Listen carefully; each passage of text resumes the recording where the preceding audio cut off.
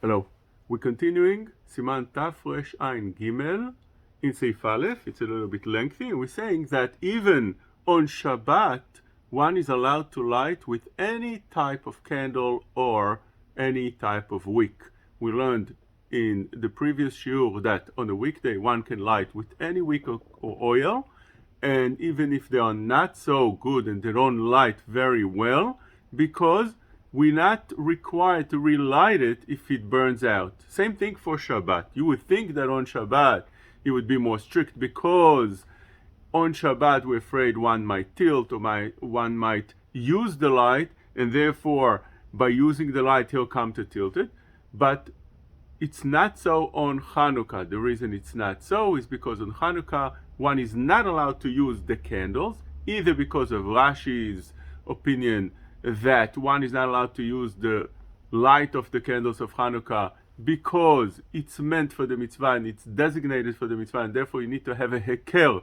It needs to be visible that it's for the mitzvah, and by not using it, you're making it, you showing that it's there for the mitzvah. Or, like Sheshitat Ran, the Ran says that it's compared to the menorah in Bet HaMikdash, which one was not allowed to use. Because of that, the Shulchan Aruch says, אפילו בליל שבת שבתוך ימי חנוכה, מותר להדליק בנר חנוכה, השמנים והפתילות, שאסור להדליק בהם נר שבת. The Rama adds that this is all true within the half hour worth, the time that it needs to light.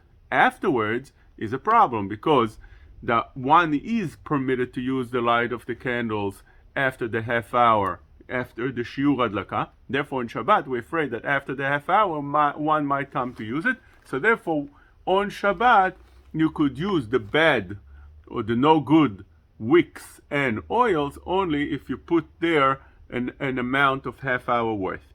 לפי שאסור להשתמש בנר חנוכה, בין בשבת, בין בכל, one is not allowed to use the light of the candle.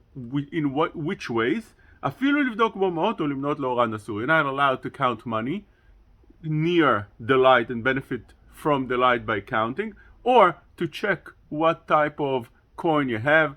Even if you do it from far, says the Mishna Brura, it's not permitted because you are using the light. Even more so, אפילו תשמיש של קדושה, כגון ללמוד לאורה, אסור. You're not even allowed to do a mitzvah or tashmish של קדושה, like for instance to learn in front of the nerot. If you benefit from the light, the room, and therefore you could read from the sefer, that's not permitted. Although the shibulei leket and balai tur bring down to be mekel in such a scenario that is for kedusha. The halacha is not so. One is not allowed to light at all.